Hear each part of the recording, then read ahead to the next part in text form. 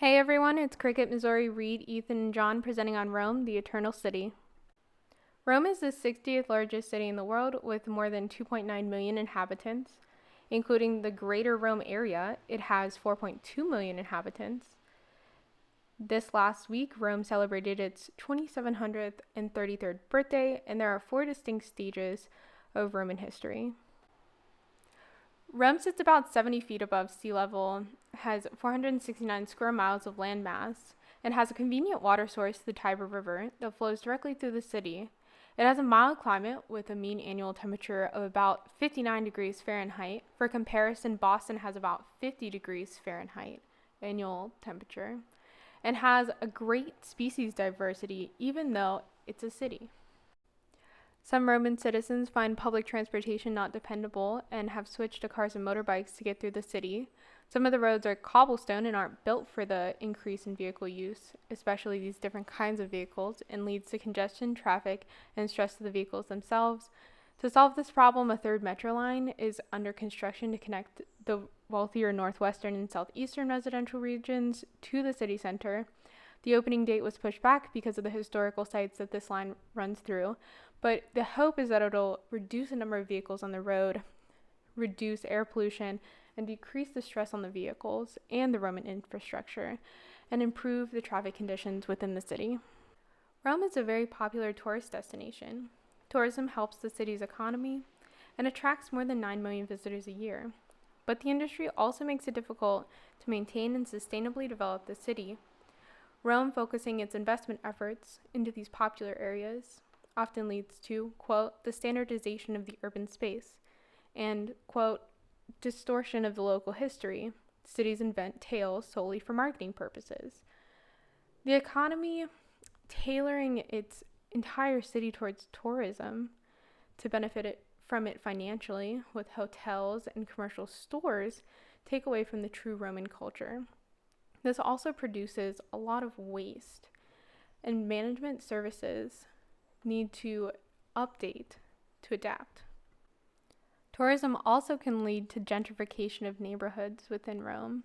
Trastevere, which is now the city's main stage for nightlife, was originally a neighborhood filled with labor workers and lower class residents. As tourism increased, the rents rose and drove out these citizens from the neighborhood. That's just one example of the areas of the city that have been gentrified.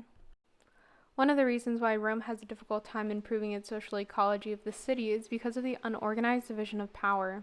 The Italian government releases little guidance about the planning and development of Italy as a nation, which leaves the regional governments to decide the structure of their city space by themselves. The Roman government was abiding by the 1962 master plan until 2008, when they updated the city master plan. One take on Rome's adherence to the 1962 master plan was that the final result was a city that was very compact and monocentric, where the historical center is funded and the most vibrant and attractive part, and the non-regulated periphery has a residential function, but those citizens are poorly connected to the center with an inefficient transportation system. These failures play a large part in the urban development issues that plague the city. However, the updated city master plan, which was formulated to address these issues and would form Rome into a more polycentric city to better connect the residents and fill abandoned or empty areas into green spaces, was also heavily criticized. The author of the new master plan of Rome, A Plan Without Strategy, says that Rome needs more metrics or parameters to identify whether success is occurring with the plan. Poverty in Rome reached a 12-year high in 2018. For comparison, Italians living in relative poverty were 9.4 million people, or 15.6% of the population, while 6.4% of Romans live in relative poverty. The Roman Declaration on Food Scarcity in 1996 was one way to get an immediate view of reducing the number of undernourished people. Meanwhile, to address water availability, there are clean water fountains throughout the city. Meanwhile, in the energy sector, the implementation of distributed generation energy can help Rome, which depends heavily on other European countries for energy.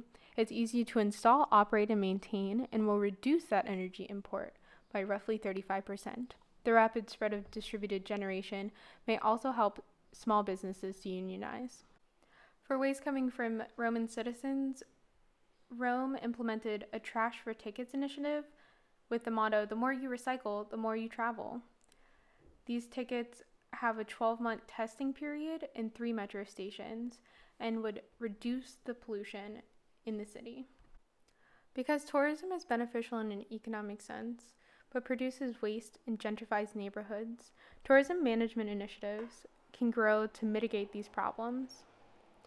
For social equity, prepaid credit cards to those below the poverty threshold were rolled out. However, the Roman government paid $8 billion to put this in action. Last but not least, in terms of urban design, Rome should designate more green spaces and gardens to increase air quality, moderate increasing temperatures, and increase the native species population within the city. Rome has introduced limited traffic areas that are limited to bikers, public buses, taxis, and pedestrians. And the government has also set aside parking lots for tourist buses and other special vehicles to reduce the number of vehicles on the road through carpooling. Thanks for listening.